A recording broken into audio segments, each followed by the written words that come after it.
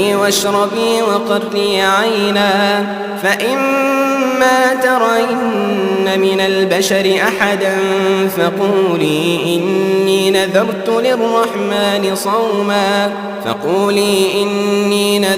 للرحمن صوما فلن أكلم اليوم إنسيا فأتت به قومها تحمله قالوا يا مريم لقد جئت شيئا فريا يا أخت هارون ما كان أبوك امرأ سوء وما كانت أمك بغيا فأشارت إليه